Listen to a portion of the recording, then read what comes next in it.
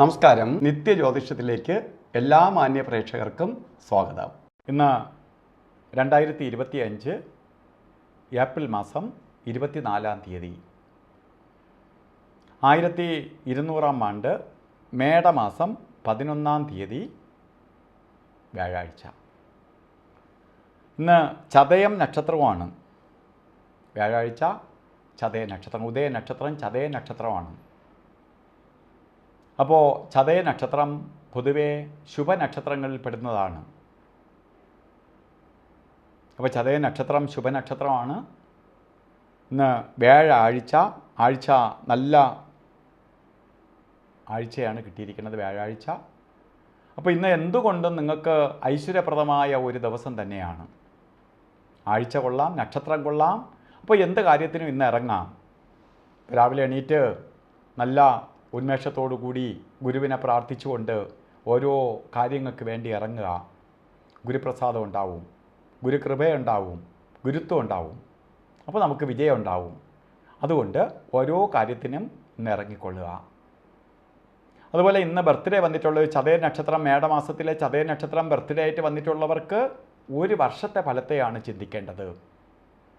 വാർഷിക ഫലത്തെ ചിന്തിക്കുമ്പോൾ നിങ്ങൾക്ക് വളരെ ഐശ്വര്യപ്രദമായ ഒരു വർഷമാണ് എന്നറിയുക.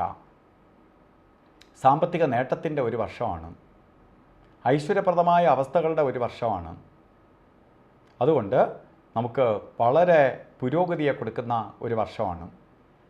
പ്രത്യേകിച്ച് സാമ്പത്തിക നേട്ടമാണ് ഈ ഒരു വർഷം നിങ്ങൾക്ക് വരാൻ പോണേ. പൈസയാണ് അധികമായിട്ട് വരാൻ പോണേ കയ്യിൽ. പൈസയ്ക്ക് ഒരു കുറവും വരത്തില്ല. അതുകൊണ്ട് സാമ്പത്തിക നേട്ടത്തിൻ്റെ കാലഘട്ടമാണ്. അത് ഊഹ കച്ചവടങ്ങളാവട്ടെ, അതുപോലെ റിയൽ എസ്റ്റേറ്റ് ആവട്ടെ, അതുപോലെ ഷെയർ മാർക്കറ്റ് ആവട്ടെ, മറ്റ് അഡീഷണലായിട്ട് കാര്യങ്ങൾ ചെയ്യുന്നതാവട്ടെ, ജോലിയല്ലാതെ സൈഡ് ഇൻകം കൂടി ഉണ്ടാകുന്ന ഒരു കാലഘട്ടമാണ് നിങ്ങൾക്ക് എന്നറിയുക. അതുകൊണ്ട് എന്ത് ചെയ്യണം? ആ സമയത്തെ മാക്സിമം വിനിയോഗിക്കണം. ആ സമയത്തെ നമുക്ക് മാക്സിമം ഉപയോഗപ്പെടുത്തണം. എങ്കിൽ മാത്രമേ നമുക്കതിൻ്റെ നേട്ടം നമ്മളിലേക്ക് എത്തിച്ചേരുള്ളൂ. അതുപോലെ ഇന്ന് നല്ല ദിവസമാണ്. ഓരോ കാര്യത്തിന് ഇറങ്ങുമ്പോൾ രാഹുകാല സമയം നോക്കി യാത്ര തിരിക്കണം. 1:30 മണി മുതൽ 3 മണി വരെ എന്ന് കലണ്ടറിൽ ഇട്ടിട്ടുണ്ടെങ്കിലും 1:56 തൊട്ടേ രാഹുകാലം തുടങ്ങുകയുള്ളൂ. 3:27 വരെ രാഹുകാല സമയമുണ്ട്. രാഹുകാല സമയം ഒരു ശുഭകാര്യങ്ങൾക്കും എടുക്കരുത്. പ്രത്യേകിച്ച് യാത്രയ്ക്ക് ബാധകമല്ല. യാത്രയ്ക്ക് എടുക്കാൻ പാടില്ല. യാത്രയ്ക്ക് ആണ് ഏറ്റവും കൂടുതൽ പ്രാധാന്യം രാഹുകാലം. മറ്റുള്ളതിനൊന്നും അത്ര കണ്ട് പ്രാധാന്യമില്ല. അതുകൊണ്ട് യാത്രയ്ക്ക് ഒരു കാരണവശാലും രാഹുകാലം ഉപയോഗിക്കരുത്. മറ്റ് 2 സമയങ്ങളുണ്ട്, യമകണ്ഠ കാല സമയവും ഗുളികകാല സമയവും.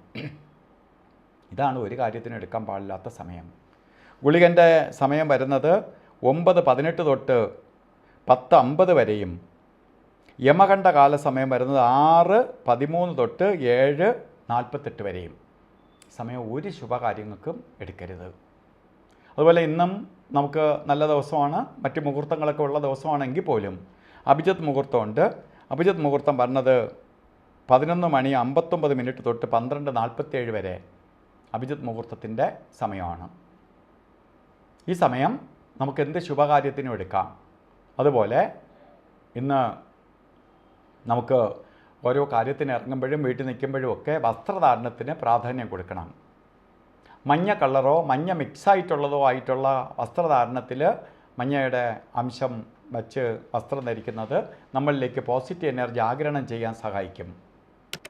അപ്പോൾ എല്ലാവർക്കും ഗുരുത്വം ഉണ്ടാവട്ടെ, ഗുരുവിൻ്റെ സഹായത്താൽ ഐശ്വര്യം വരട്ടെ എന്ന് പ്രാർത്ഥിച്ചുകൊണ്ട് നിർത്തുന്നു.